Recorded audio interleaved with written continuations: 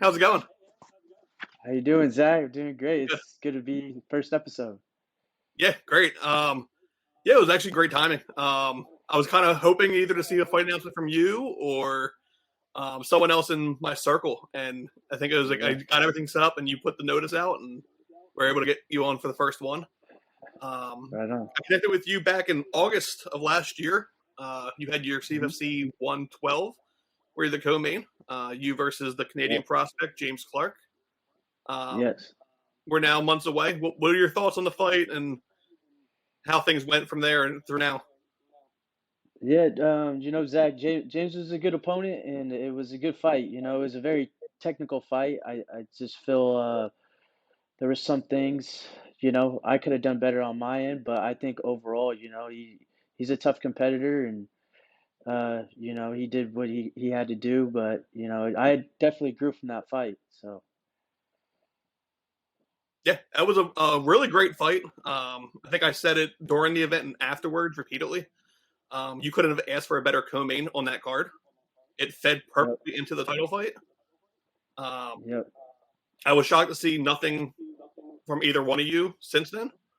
I believe Right. James was booked at one point and it fell through, but I know we went back and forth offline about where you were. So since then, where have things gone? I know your division's a little harder to find fights usually. So where have things Yeah. been since August with you? I mean, they haven't been up and down, but as far as, I wanted to really, there's things I had to take care of on my end, business wise and personally wise. So I wanted to take care of those things outside of the cage, just to be the best version of myself, next time I step in the cage, which would be for, this upcoming fight in 4 weeks.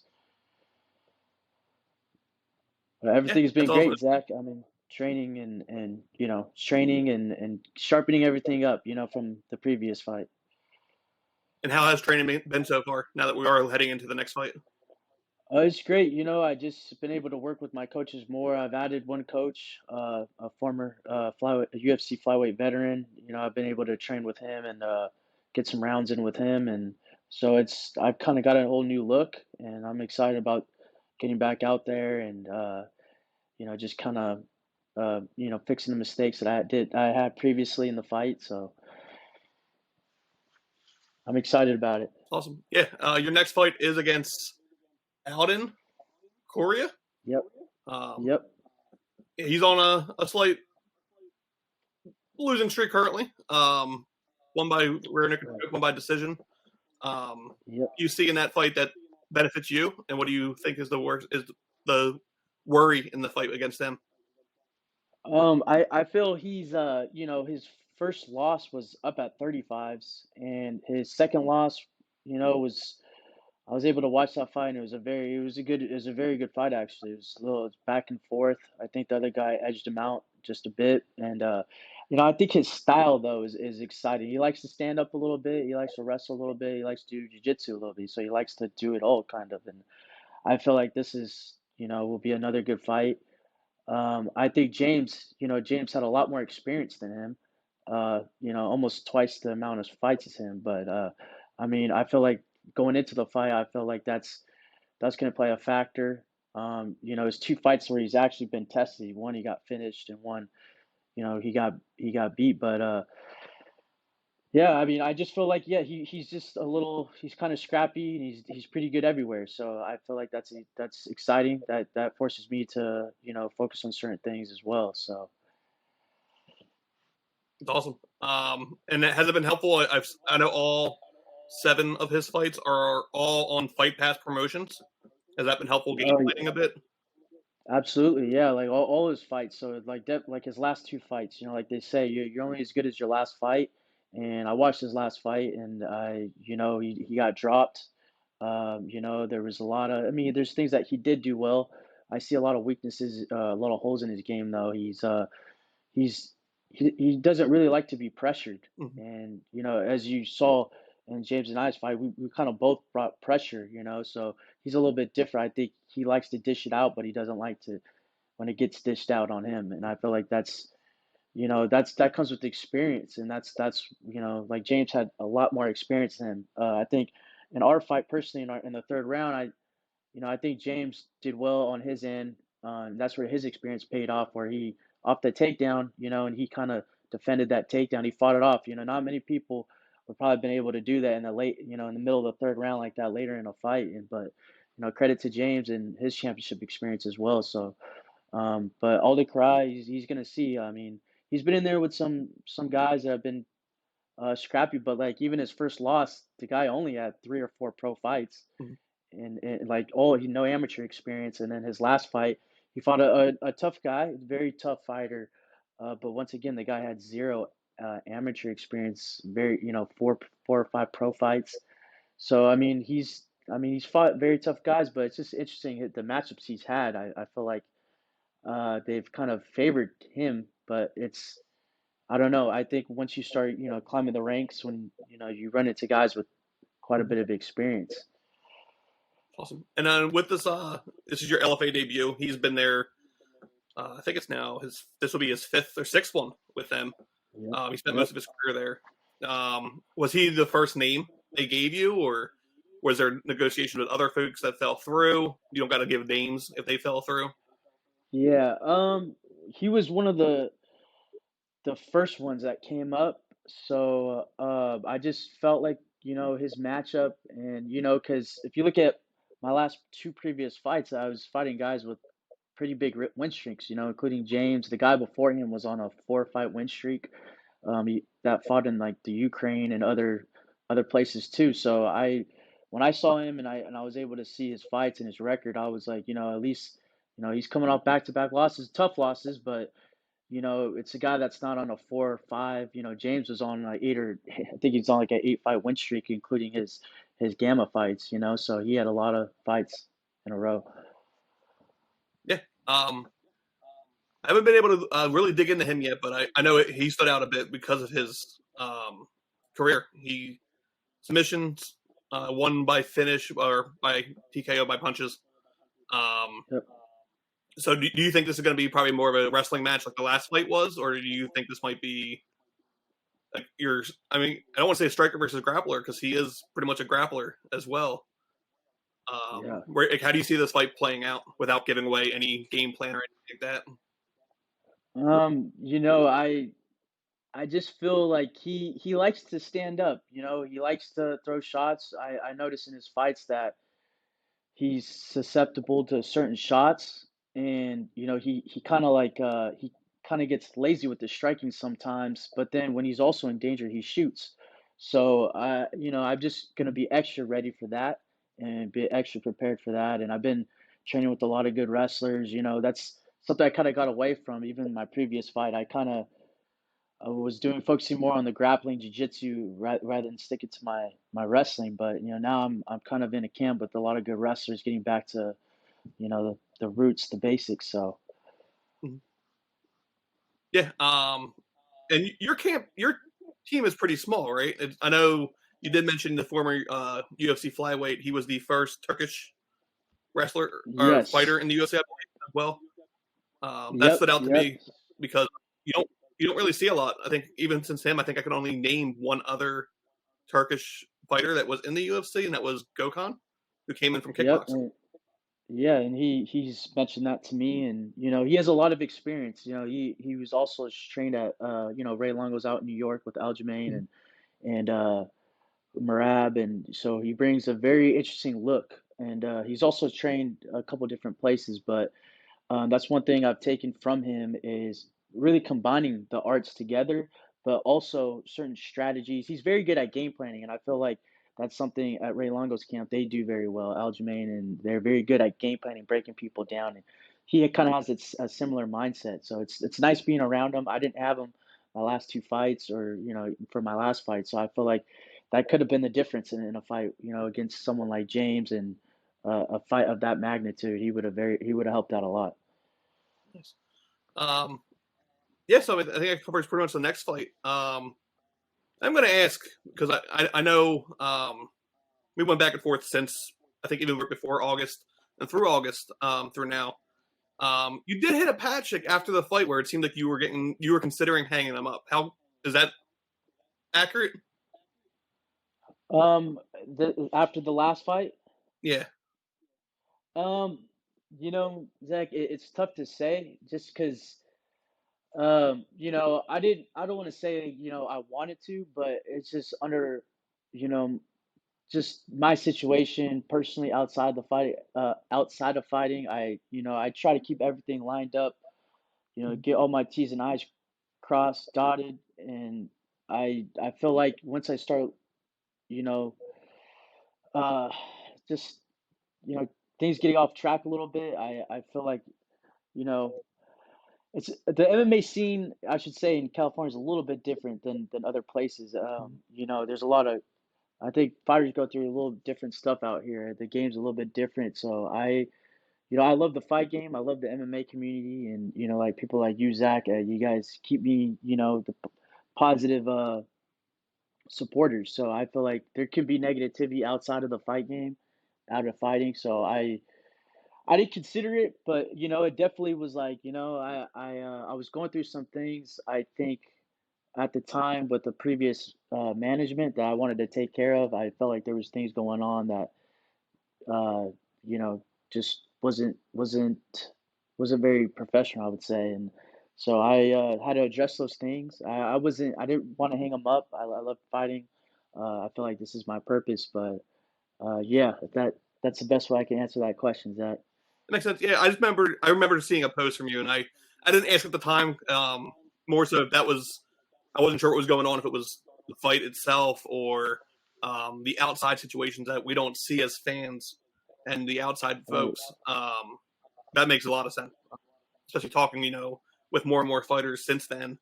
Um, we never know what's going on the outside. We just see what happens when you enter the cage, and then you have the fans who talk shit after the fight for no reason. Yep. I've fallen into that before, and thankfully I've been set straight from a few fighters.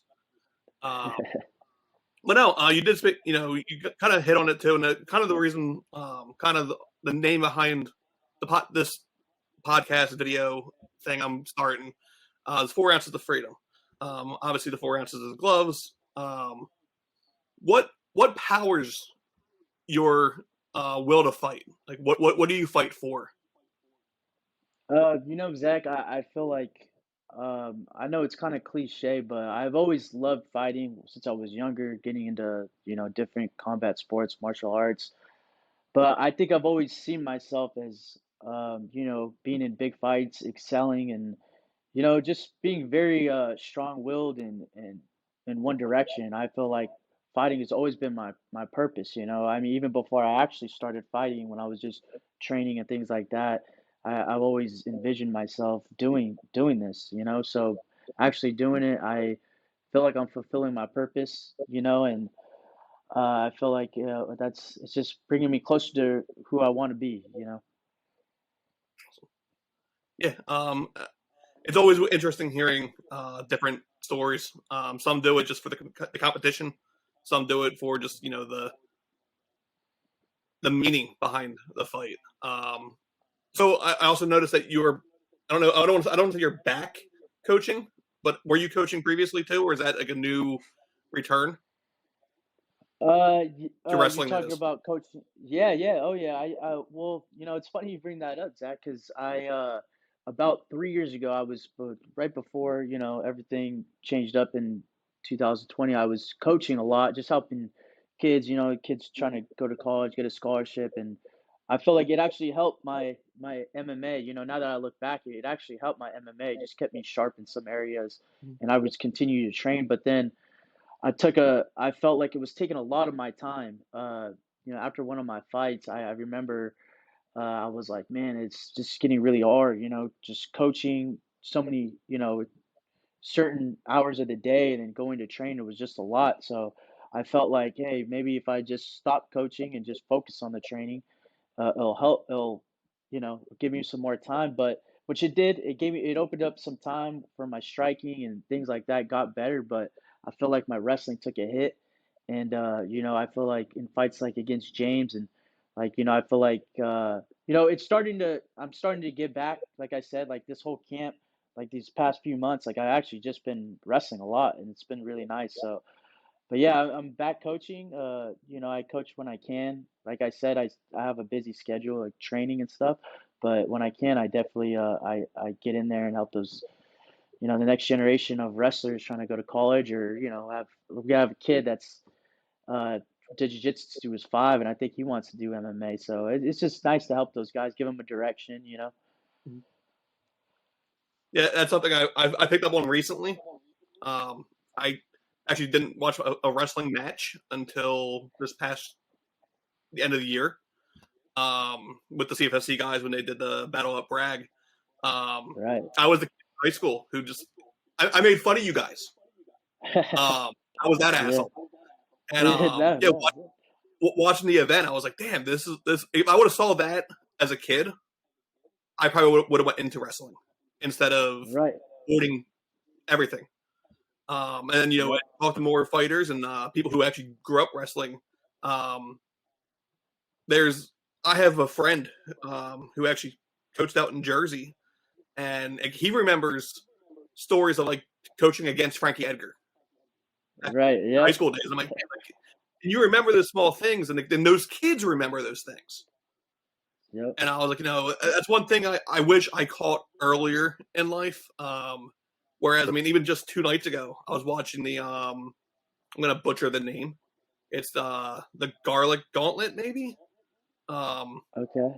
DC was in the high school event Yeah. out in his area, and I literally sat there and watched 2 hours of high school wrestling and was like, what? Where was this 20 years ago? Right. Exactly. So yeah, like it's changed a lot, and that's why I think MMA has grown so much, and it's great. I feel like it's so great because back before it was like it only came on a certain channels. MMA only came on a certain channels, and it was like for example, like if I wanted to go like watch a wrestling, like you said, an event like you watched, it's the CFFC guys put that on with UFC Fight Pass. To watch something like that, like you had to go and drive and go to the colleges and watch these matches. But it's nice to be able to watch it from home and actually like see like wow, this is a spectacle. It's just fun to watch. Yeah, like I said, I watched it with no knowledge at all. Um, my wrestling knowledge is what goes on in the cage, which translates extremely little to the actual like wrestling mat. Takedowns are a lot different in wrestling than they are in MMA. Right. Whole point system. I think it took me the whole first circuit to even understand what was a point and all that. But no, and then recently talking to more wrestler based fighters, it really caught my eye how many reference their coach from high school, and I mean you hear it now a little more recently because they seem to be putting more focus on the building blocks of wrestling. You had Joe Piper even Yeah. talking about like, his high school wrestling coach. Um, Yeah. So, with Joe Piper, I know we talked about that, Zach, and I know, it's funny that you bring that up as well, because I actually went and watched his, I know he did like a documentary thing, and I watched it, and I was like, wow, I actually didn't know Joe Piper wrestled, yeah, because he's got so much power in his hands, and I was like, wow, that's really cool, and he just the way he was talking about wrestling and how his coach helped him. I'm like, wow, that's awesome. That's how what it's all about. And I feel like that's what wrestling brings. It brings a very um how do you it's very not just blue collar, but it's just very it's people really care, they really try to send you in the right direction. They really try to bring you up and make sure everything is good, and everything you're doing the right thing. So that's cool. I was like, wow, that's pretty awesome. Joe Piper and his coach had that type of connection, that type of bond. yeah. I mean, you always know like when you're in the actual when you get into MMA, you always have that wrestling coach. But yeah, I agree. Hearing the Yeah, story of, I mean, I don't even want to say it's like exaggerating. That guy saved his life. Um, right. and then I hear that, and like I said, I started digging in a little more into the wrestling culture. I'll even call it, and just hearing like my buddy like go off about he remembers as like the first kid he coached. Now you have kids who are like in their 30s who still reach out to him just for advice about life. Yep. And on my end, it's like I have a few teachers like that who I had because I wasn't a sports guy. But yeah, so it definitely recently has grown an interest, and I hope to see.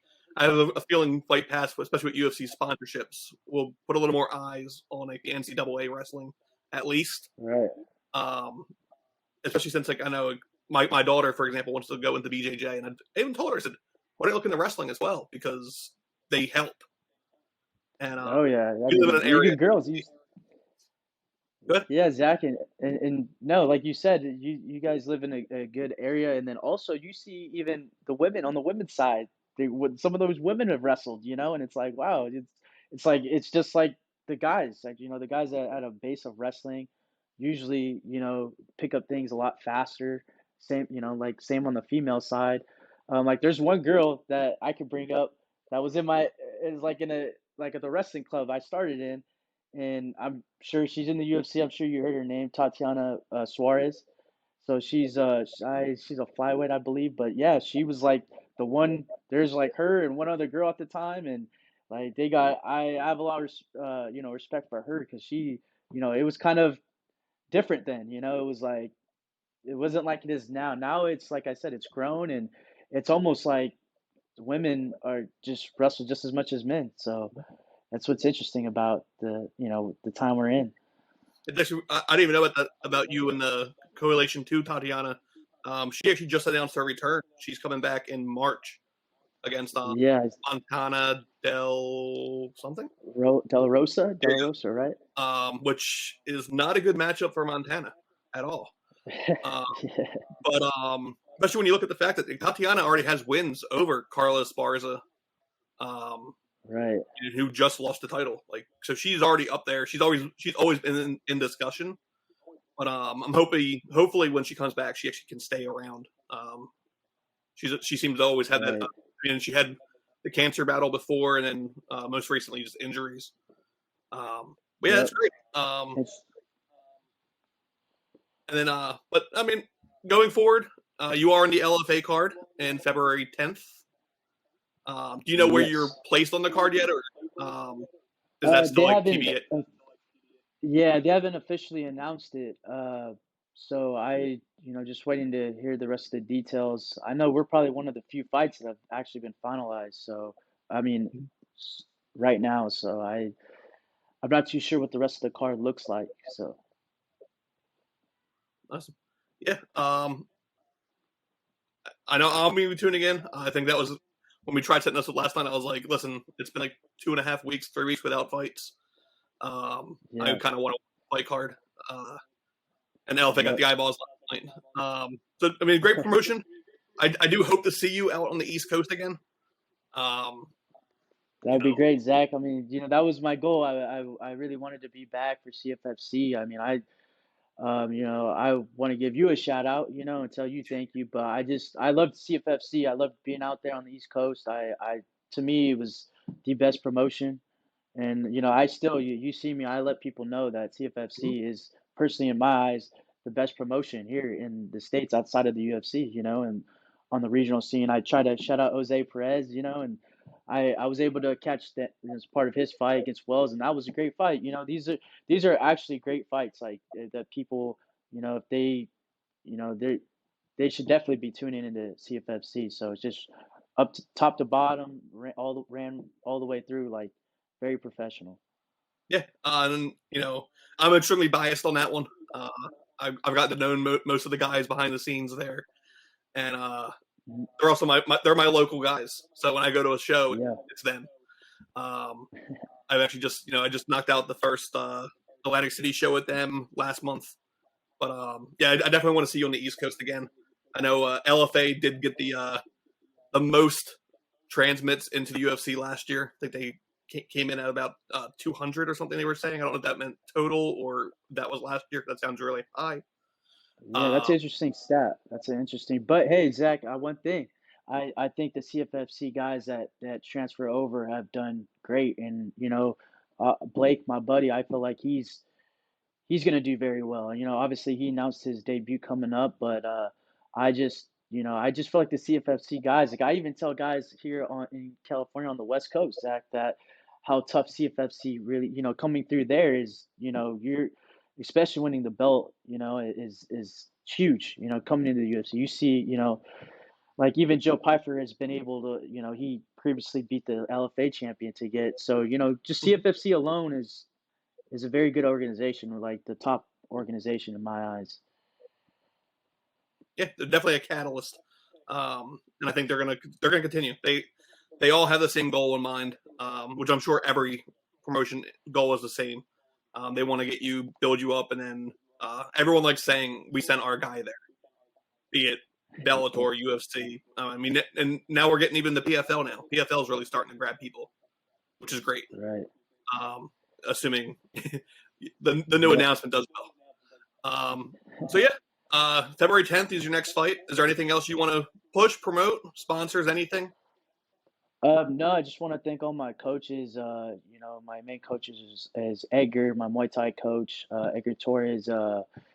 We got Matt Salinas, who's my jiu-jitsu coach, kind of been with me for a while now, and then just all my other coaches, like my coach that was in the UFC. His name's Elp. But yeah, just everybody, my teammates, everybody, my sponsors, my everyone that supports me, you Zach as well. It's first episode, so I'm happy to be on here, get the ball rolling for you, get the wheels turning, get it going. So thank you everybody for your support and tune in February 10th. It's gonna be it's gonna be a good one. So you don't want to miss it. Awesome. And let's think back afterwards. I know this one obviously the first one has the little the butterflies going on my end at least. Um, Yep, so after the victory, let's hop on again and start looking forward to what's after that one. let's do it, Zach. Sounds like a plan. So let's do it. Awesome. Sounds good, man. Thank you for hopping on. All right. Yep. Couldn't have asked for a better first guest. I appreciate it, Zach, and I'll definitely promote this. Like I said, I appreciate you and thank you. Awesome. Thank you.